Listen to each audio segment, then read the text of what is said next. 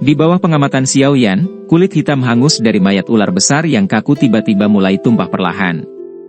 Kecepatan penumpahan berangsur-angsur meningkat dan akhirnya, Xiao Yan secara kasar dapat melihat bahwa sepertinya ada sesuatu di bangkai ular besar yang akan menembus tubuh. Gu. Menonton adegan aneh ini, semua pori-pori Xiao Yan terbuka. Dia menelan ludahnya dan mulai perlahan berbalik. Tatapannya menatap tajam pada ular besar yang berulang kali melepaskan kulit hitamnya yang hangus. Dengan hati-hati mundur beberapa langkah, dia buru-buru bertanya, "Guru, apa yang terjadi?" Di dalam tubuh ular, Qi telah muncul, suara Yao Lao saat ini jauh lebih serius. Dia berhasil berkembang.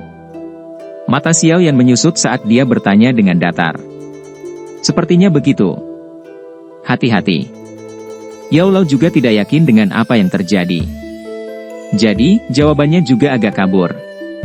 Mendengar ini, Xiao Yan merasakan jantungnya tenggelam. Sesaat kemudian, dia memiringkan kepalanya ke arah api berwarna hijau di udara dan berkata dengan tegas, "Guru, bagaimana cara kita mendapatkan api surgawi? Cepatlah, tidak ada waktu. Setelah hal itu keluar, saya khawatir kita akan hati-hati." Sebelum Xiao Yan selesai mengatakan apa yang ingin dia katakan, peringatan tergesa-gesa Yao Lao tiba-tiba terdengar di dalam hatinya. Saat teriakan Yao Lao berbunyi, hati Xiao Yan tiba-tiba menegang. Setelah lebih dari setahun berlatih keras, Xiao Yan telah memperoleh kemampuan untuk terus waspada.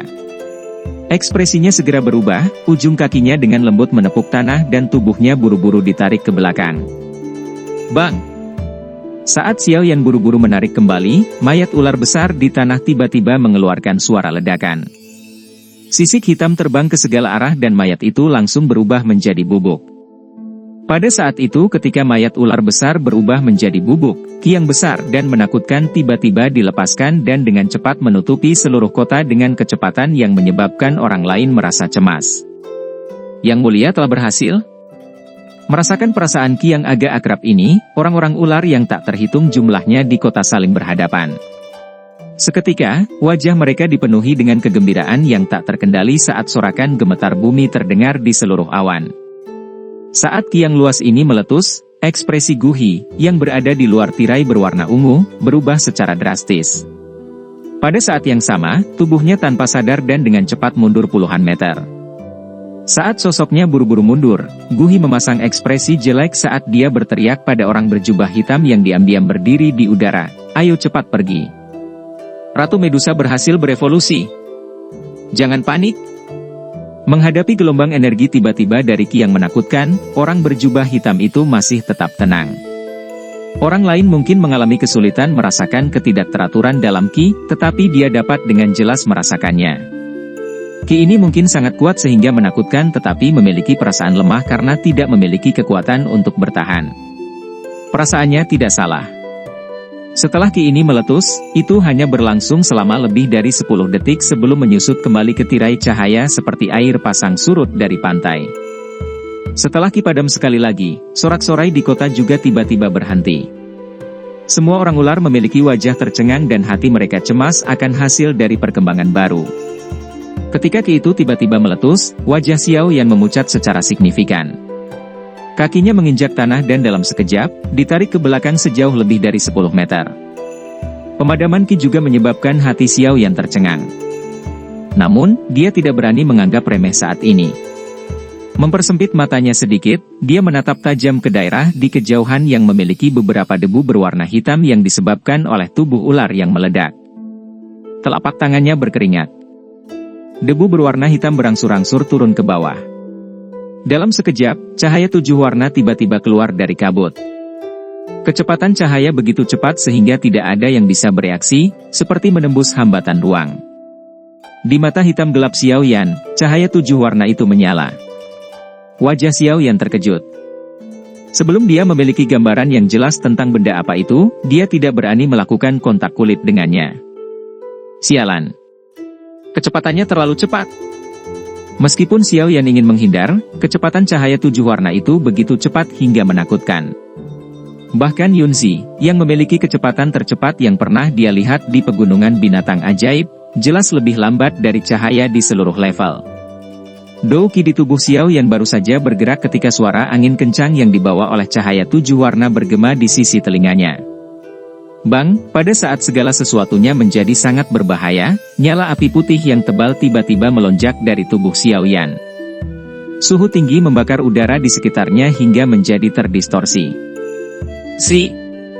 Tampaknya telah merasakan kekuatan api putih tebal, cahaya 7 warna yang dengan tergesa-gesa melesat ke arah Xiao Yan tidak maju lebih jauh. Tiba-tiba menghentikan tubuhnya di depan Xiao Yan. Perubahan dari kecepatan ekstrim ke keheningan ekstrim dilakukan dengan cara yang hampir sepenuhnya alami tanpa adanya distorsi sedikitpun. Cahaya 7 warna berhenti beberapa sentimeter di depan Xiao Yan dan akhirnya menampakkan tubuhnya ke pandangan Xiao Yan. Guncangan akibat tabrakan yang tak terhindarkan masih ada di wajah Xiao Yan, namun saat melihat makhluk hidup yang muncul di depannya, guncangan itu tanpa sadar berubah menjadi ekspresi tertegun dan kusam, menghadirkan pemandangan yang cukup mengasyikkan. Makhluk hidup yang muncul di depan Xiao Yan adalah ular kecil sempit yang panjangnya hanya sekitar 2 cm.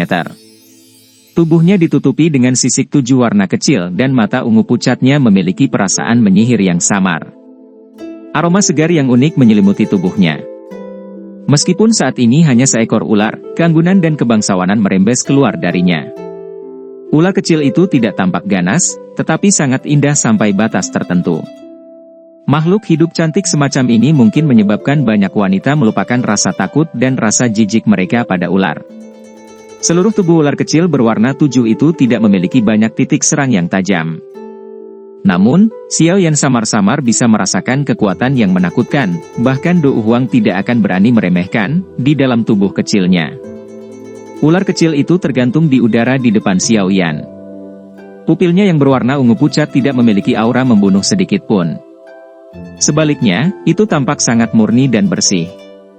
Meskipun Xiao Yan dengan jelas mengetahui bahwa ular kecil ini mungkin telah berubah dari Ratu Medusa yang reputasinya yang kejam telah menakuti beberapa kerajaan di sekitar gurun, dia tidak dapat menemukan dirinya untuk mengungkapkan perasaan keras terhadap ular kecil di dalam hatinya.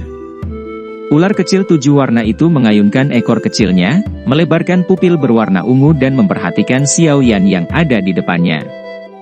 Ia mencoba untuk menjadi sedikit lebih dekat dengan Xiao Yan tetapi juga ketakutan oleh api putih tebal yang mengelilingi tubuh Xiao Yan. Segera, itu buru-buru menyusut kembali, melingkarkan tubuhnya. Mata ungu pucat benar-benar membawa tampilan yang sangat menyedihkan saat ular itu menatap Xiao Yan. Dengan tubuh kaku, Xiao Yan menatap ular kecil 7 warna di depannya yang tampak sama sekali tidak berbahaya. Dia tidak berani bergerak sedikitpun. Menelan ludahnya, dia bertanya dengan kosong di dalam hatinya, "Guru, ini Ratu Medusa." "Ya," Yao Lao berkata dengan kaku sambil menganggukkan kepalanya. Dia menghela nafas lembut dan bergumam, tubuhnya berwarna 7, matanya agak ungu, tubuhnya mengeluarkan wangi, kekuatannya luar biasa. Betapa tidak terduga. Yang disebut evolusi Ratu Medusa sebenarnya sedang mengembangkan jiwanya, meninggalkan cangkang aslinya dan menggunakan kekuatan spiritualnya untuk menggumpal menjadi tubuh yang asli dan baru. Lalu, makhluk apakah yang sekarang ini telah berevolusi? Xiao Yan bertanya dengan cemas. Roh yang menyertai Ratu Medusa sebelumnya adalah ular ungu raksasa yang baru saja kamu lihat. Roh itu adalah peringkat 6 binatang ajaib, ular api ungu tenang. Menurut legenda, ular api ungu tenang ini dapat mengaktifkan garis keturunan samar mereka di dalam tubuh mereka dan berubah menjadi leluhur kuno mereka. Secara alami, kemungkinan terjadinya hal ini sangat kecil. Mereka sangat sedikit sehingga bisa diabaikan begitu saja. Yao Lao berkata dengan lembut, binatang eksotis kuno yang pernah bisa bersaing dengan makhluk di tingkat Dousheng disebut, 7 warna surga menelan pithon. Titik pembeda adalah tubuhnya yang 7 warna, pupilnya yang sedikit ungu, aroma tubuhnya dan kekuatannya, luar biasa. Ini persis sama dengan ular kecil 7 warna di depanku, sudut mata Xiao Yan bergerak-gerak saat dia mengerang di dalam hatinya. Iya. Jika saya menebak dengan benar, ular kecil di depan Anda pasti adalah 7 warna langit menelan pithon. Pada saat yang sama itu juga tubuh baru Ratu Medusa. Yao Lao menghela nafas. Menelan air liurnya, Xiao Yan menatap ular kecil cantik yang tampak tidak berbahaya ini dengan rasa tidak percaya. Benda ini, Apakah binatang eksotis kuno yang bisa bersaing dengan kelas Do Usheng yang legendaris? Itu tidak benar. Jika itu benar-benar Ratu Medusa, mengapa aku tidak bisa merasakan niat membunuh sedikit pun untukku? Menurut akal sehat, jika itu benar-benar wanita keji itu, aku takut aku sudah mati di tempat. Menatap bayi itu seperti rasa ingin tahu di dalam pupil ular kecil itu, Xiao Yan bertanya, merasa bingung. Ini, aku tidak tahu. Yao Lao berkata dengan malu, mungkin, saat berkembang, menjadi bodoh setelah disambar petir. Mendengar kata-kata Yao Lao, beberapa garis hitam muncul di dahi Xiao Yan. Dia menjilat bibirnya dan dengan lembut berkata, Guru. Saya merasa sepertinya, tidak memiliki niat membunuh. Mengapa Anda tidak mencoba menghapus, Bone Chilling Flame? Ini, baiklah. Hati-hati. Mendengar saran itu, Yao Lao ragu-ragu sebelum menganggukkan kepalanya. Saat kata-kata Yao Lao jatuh, nyala api putih di tubuh Xiao Yan dengan cepat padam.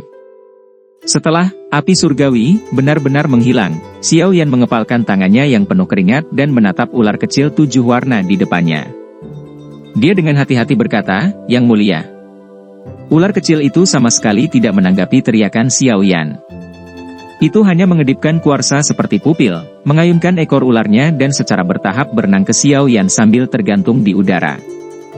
Melihat aksinya, Xiao Yan hanya bisa tetap diam di tempat sementara hatinya terasa gelisah. Ular 7 warna itu mengelilingi Xiao Yan 2 kali tetapi tidak menunjukkan niat buruk. Ini membuat Xiao Yan menghela nafas lega. Setelah mengayunkan ekornya dan berputar di sekitar Xiao Yan sekali lagi, ular kecil 7 warna itu tiba-tiba berhenti di ruang di atas tangan Xiao Yan. Matanya yang jernih membawa kerinduan saat menatap cincin penyimpanan di tangan Xiao Yan dengan saksama. Kemudian mengangkat kepalanya dan mengeluarkan beberapa desisan lembut ke arah Xiao Yan. Suara lembut itu seolah-olah bertingkah seperti anak manja.